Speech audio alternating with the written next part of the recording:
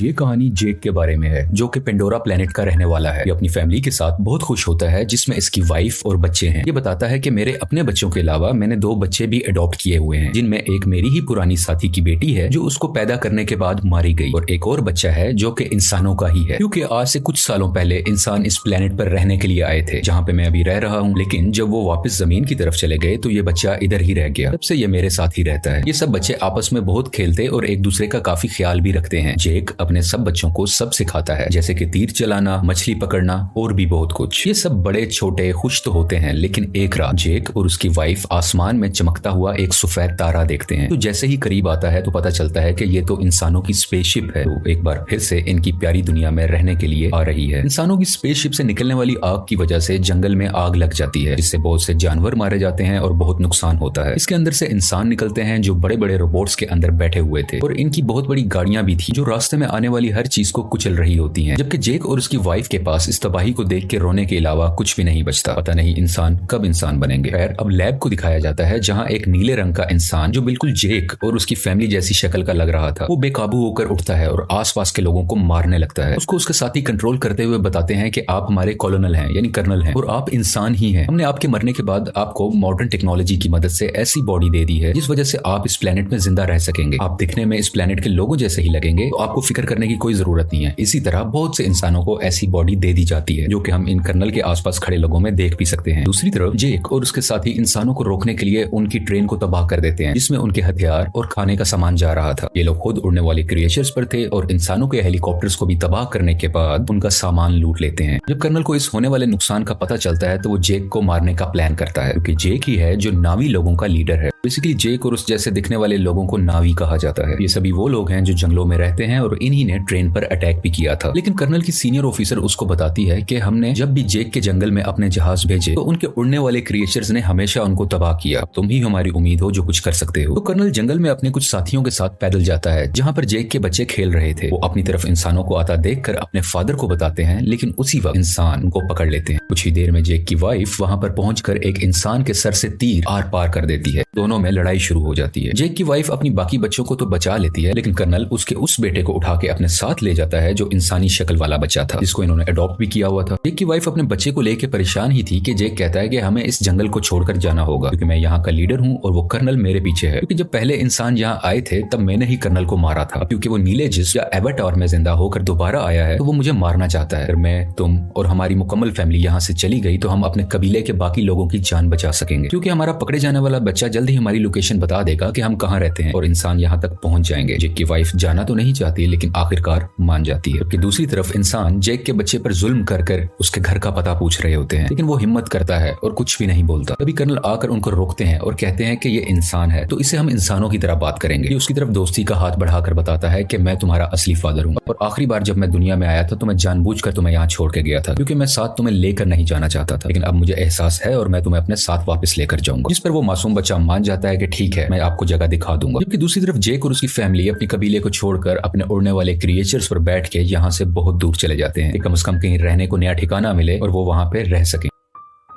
ये लोग पानी के पास रहने वाले नाविस के पास पहुंचते हैं। यहाँ पर रहने वाले लोग हैं तो इसी प्लेनेट के, लेकिन दिखने में सब्ज रंग के होते हैं। ये पानी वाले नावी शुरू में इनका मजाक बनाते हैं, जैसे कि वो कहते हैं कि इनकी दुम पतली है, इनके बाजू पतले हैं और भी बहुत कुछ। तभी पानी वाले लोगों का लीडर आता है और कहता है कि तुम जंगल के रहने वाले हो, तुम्हारी यहाँ पानी के पास कोई जरूरत नहीं है, तुम्हें कुछ नहीं आता कि पानी में कैसे सर्वाइव करना है। लेकिन जेक जवाब में कहता है कि हम बहुत जल्द ही सब कुछ सीख जाएंगे और मेरी फैमिली के लिए मुझे आप लोगों की जरूरत है, ताकि वो यहाँ पर सही सलामत जिंदा रह सके। ये देख के पानी का नावी लीडर मान जाता है और उनको रहने की इजाजत भी दे देता है। अगले दिन जेक के बच्चों को वहाँ के रहने वाले बच्चे घुमा रहे होते हैं, जबकि जेक का बेटा अपने बालों वाली चुटिया वहाँ के एक क्रिएचर से जोड़ता है, तो वो बहुत तेजी से पानी के अंदर तैरता है, जिस वजह से गिर जाता है और वहाँ के सब लोग हंसने लगते हैं। अगले दिन वहाँ के कुछ बच्चे जेक की बेटी को पागल कह रहे होते हैं, इसके अलावा उससे बदतमीजी भी करते हैं, उसको काफी तंग कर रहे होते हैं। तभी वहाँ जेक के बाकी बच्चे भी आ जाते हैं और उस तंग करने वाले बच्चे को मारने लगते हैं। तुमने हमारी बहन को ऐसा क्यों कहा? जब जेक को ये सब पता चलता है तो वो अपने ही बेटे को डांटने लगता है कि तुमने उसे क्यों मारा, वो यहाँ के लीडर का बेटा है, जाओ तुम उससे माफी मांगो। वो जब जाकर माफी मांगता है तो लीडर का बेटा अभी भी गुस्से में था और वो उसको धोखा देना चाहता था, बदला लेना चाहता था। कहता है कि चलो तुम्हें एक अच्छी जगह पर लेके जाता हूँ। वो उसे गहरे पानी में ले जाता है जहाँ पर एक खतरनाक मॉन्स्टर रहता था। वो उसको वहां पर जाकर अकेला छोड़ देता है और खुद वहां से वापस आ जाता है। कुछ ही देर में पानी के अंदर से तेज मॉन्स्टर आकर उस पर अटैक कर देता है, जिस वजह से वो डूबने लगता है और लगातार मॉन्स्टर उस पर अटैक कर उसको खाने की कोशिश कर रहा होता है। दोनों आमने सामने होते हैं, तभी वहां सबसे बड़ा मॉन्स्टर आ जाता है जो छोटे मॉन्स्टर को अपने मुंह में डाल के पत्थर पर जोर का मारता है और उसको वहीं मार डालता है। इतनी ही देर में जेक का बेटा पानी में मजीद सांस नहीं ले पाता और डूब जाता है। जैसे ही उसकी आंख खुलती है तो वो देखता है कि सबसे बड़े पानी के मॉन्स्टर ने उसकी जान बचाई है और वो उसके ऊपर लेटा हुआ है। ये लड़का देखता है कि वो मॉन्स्टर बेचारा काफी जख्मी भी है, तो ये उसके जिस्म से कुछ लगे हुए हथियार निकालकर उसको सुकून देता है, जिससे इन दोनों की दोस्ती हो जाती है और वो मॉन्स्टर इस लड़के को उसके घर वालों के पास छोड़ के आता है। जब सब्ज कबीले वाले नावी लीडर को ये पता चलता है कि उसके अपने बेटे ने ही जानबूझ के हमारे मेहमान को मॉन्स्टर के पास मरने के लिए छोड़ा, वो उसको सजा देने लगता है। लेकिन जेक का बेटा कहता है कि आपके बेटे की कोई गलती नहीं है, ये मेरा आइडिया था गहरे पानी में जाने का, मैंने ही कहा था कि हम वहां चलते हैं। इसे देख के लीडर के बेटे को शर्मिंदगी होती है कि इसने मुझे बचा लिया, ना कि मैंने गलत किया था, मैं तो उसको मारना चाहता था। इसी चीज को देखते हुए वो अब दिल से इनका अच्छा दोस्त बन जाता है। जेक का वही बेटा सबको बताता है कि बड़े मॉन्स्टर ने मेरी जान बचाई, पर सब दोस्त उसका मजाक बनाने लगते हैं और कोई भी उसका यकीन नहीं करता। अगले दिन ये दोबारा उसी बड़े मॉन्स्टर के पास जाता है और जाके बहुत ज्यादा एंजॉय करता है। वो दोनों आपस में बहुत खेलते हैं, जबकि कर्नल जेक की तलाश में अब तक फिर रहा था कि तभी उसको इन्फॉर्मेशन मिलती है कि जेक अपनी फैमिली के साथ कहां जा सकता है, लेकिन अभी भी एग्जैक्ट इन्फॉर्मेशन नहीं थी, इसलिए मजीद ढूंढना पड़ रहा था। कर्नल ने वहां के उड़ने वाले कुछ क्रिएचर्स पर अपना कंट्रोल भी कर लिया था, जैसे कि वहां के रहने वाले लोकल नावी लोग उन क्रिएचर्स को इस्तेमाल किया करते थे। तब इंसान जेक को ढूंढने के लिए निकल पड़ते हैं और एक जजीरे यानी आइलैंड पर पहुंचते हैं, जहाँ के लोग कहते हैं कि हमने कभी नहीं देखा जिसकी तस्वीर तुम हमें दिखा रहे हो। कर्नल को इन सब की बातें झूठ लग रही होती हैं, तो वो इन लोगों के एक क्रिएचर को मरवा डालता है। कर्नल का बेटा उसे समझाता है कि ये लोग कुछ नहीं जानते, ये सिर्फ मछलियां पकड़ते हैं, इन्हें छोड़ दो, ये कुछ नहीं जानते। तो कर्नल भी अपने बच्चे की बात मान लेता है, लेकिन जालिम इंसान फिर भी जाते हुए वहां आग लगवाकर उनके रहने की जगह को जलवा देता है। इस तरह और भी जगहों पर जाकर बहुत से मासूम नावी लोगों को मारने लगता है। सबसे बहुत कुछ पूछता है, लेकिन इस वक्त तक उसको जेक का पता नहीं चलता कि वो कहां पर गया।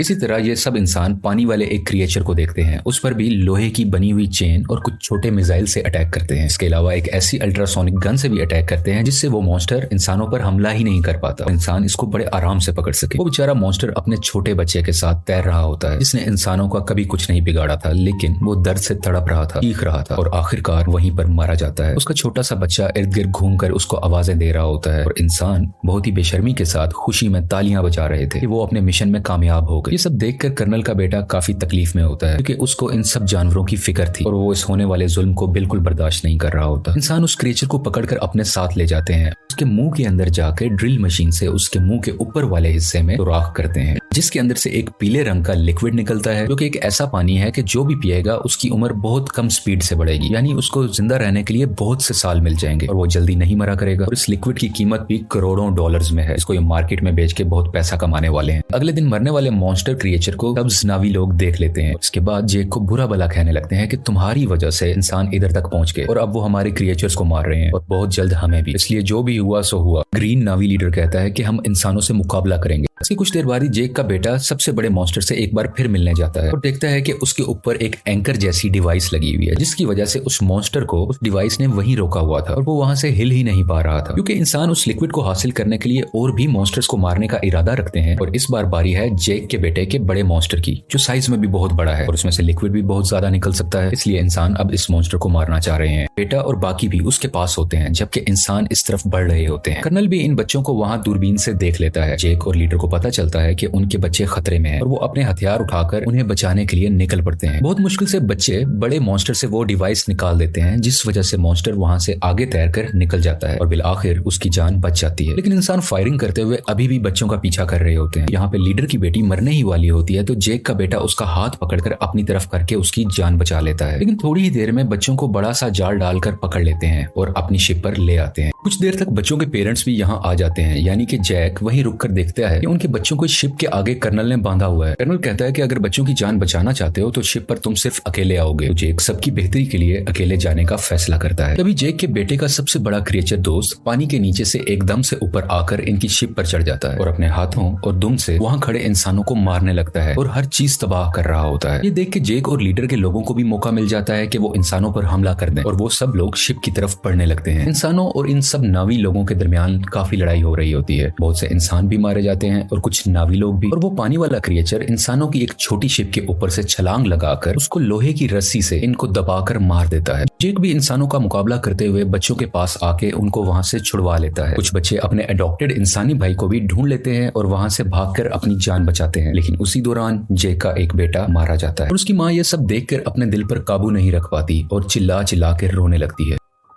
जेक के दो बच्चे फिर से कर्नल ने पकड़ लिए होते हैं और वो लोग इंतजार कर रहे होते हैं कि जेक इनको बचाने आएगा और इसी मौके को देखते हुए हम उसे मार डालेंगे। जेक वहां बड़ी खामोशी से आकर धमाका करता है जिससे हर तरफ आग ही आग हो जाती है। बहुत से इंसान भी मारे जाते हैं। उसकी वाइफ भी बहुत से इंसानों को अपने तीर से हमेशा के लिए खत्म कर देती है और एक इंसान को गुस्से वाली आंखें दिखाते हुए मार डालती है क्योंकि अभी अभी उसने अपना बेटा खोया था। उसकी आंखों में दर्द था। मौका देखते हुए कर्नल जेक की बेटी की गर्दन पर चाकू रख के उन सबको हथियार डालने का कहता है, लेकिन उसी दौरान जेक की वाइफ वहां आकर कर्नल के ही बेटे की गर्दन पर चाकू रख देती है, जिसको देखते हुए कर्नल को उसकी बेटी को छोड़ना पड़ जाता है। अब फाइनली कर्नल और जेक की आपस में हैंड टू हैंड लड़ाई होती है। इसमें बहुत मुश्किलों के बाद जेक कर्नल का गला अपने हाथों में दबाकर उसे मार देता है और आखिरकार ये जालिम कर्नल पानी में डूबने लगता है, लेकिन कर्नल का बेटा उसे डूबने से बचाकर पानी के ऊपर ले आता है क्योंकि कर्नल ने उसकी जान जो बचाई थी जब जेक की वाइफ ने उस पर चाकू रखा हुआ था। जब कर्नल कहता है कि बेटा मेरे साथ आओ तो वो उस पर गुस्सा कर अपनी फैमिली के पास चला जाता है, यानी कि जेक के पास, और इसको देखकर जेक की फैमिली भी बहुत खुश होती है और उसको पहले की तरह ही प्यार करती है। आखिर में जेक अपने मरने वाले बेटे को पानी के अंदर दफना देता है और उस वक्त उसको सब पुराना याद आ रहा था कि मेरा बेटा जो आज मरा है उसको मैंने कैसे अपने हाथों में उठाया था जब वो पैदा हुआ था और आज अपने ही हाथों से दफन भी कर रहा हूँ। और इस फिल्म की कहानी यहीं पर खत्म हो जाती है।